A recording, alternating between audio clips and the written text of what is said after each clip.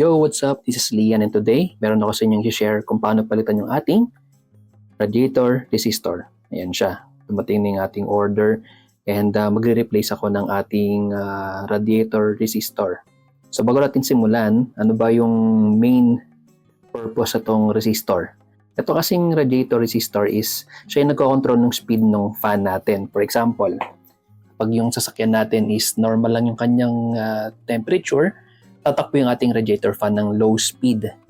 Then kapag dumating na siya dun sa kanyang certain temperature na mainit na yung ating engine or let's say nag-open ka ng AC, syempre dagdag load yun sa ating sasakyan.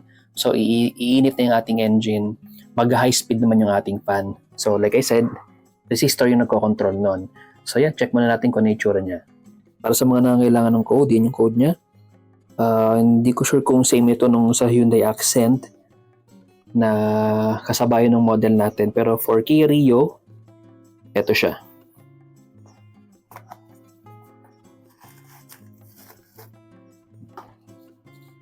Yun. And ito yung itsura ng ating resistor. Sa mga nangangailangan din ito, pwede nyo i-order to online. I-share ko na lang sa description below yung link kung saan nyo siya pwedeng ma-purchase. Para mas madali nyo tanggalin yung resistor natin, mas ideal or mas maganda na tanggalin natin itong air vent na to. Dalawang screw lang naman yan dito. And ito siya. Tanggalin natin.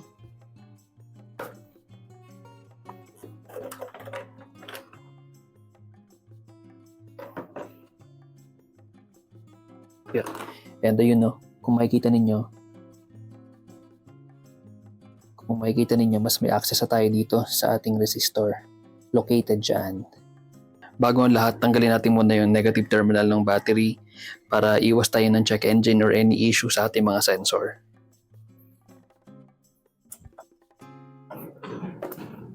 Pagkatapos natin tanggalin yung battery, yung air vent sa harapan, ito na yung ating resistor. I recommend na hugutin nyo muna yung mga nakakabit sa kanyang socket para mas madali nyo siya matanggal later on. Yun, yung isa. Medyo tricky lang kasi medyo masikip siya pero kaya naman tiyagain yan. Okay, hugutin natin yung ating socket. Ito. This time gagamit tayo ng 8mm na wrench para tanggalin yung screw na to. Yan.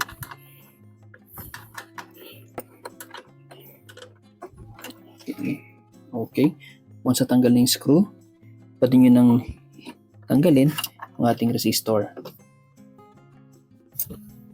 Ito yung ating lumang resistor. Yung kanyang itsura. At ito naman yung ating bagong resistor.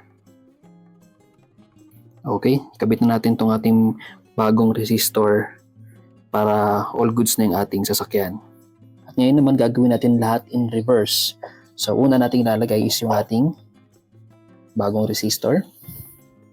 Ito siya. Ipapasok natin siya dun sa loob ng slot na yan. Yun. And ilalagay natin yung screw dito sa taas niya. Ingatan lang, baka malagdag yung screw natin. At syempre, hindi naman kailangan madiin yung paglalagay ng screw dahil plastic yung lalagyan natin yan. So tamang lang, higpit lang. Syempre, gagamit pa rin kayo ng 8mm na wrench para higpitan ito. Okay, yun na, mahigpit na. And ilalagay natin yung socket na to. Ito, yung tatlong socket. Yung 3-pin na socket na yan, ilalagay natin sa baba. Magdalak naman siya. Indicating or magkakaroon siya ng click sound. Yung indicating na nakalak na yan. And next naman is yung ating socket ng radiator fan. Ito, ibabaw siya. Yung, okay. Meron click sound.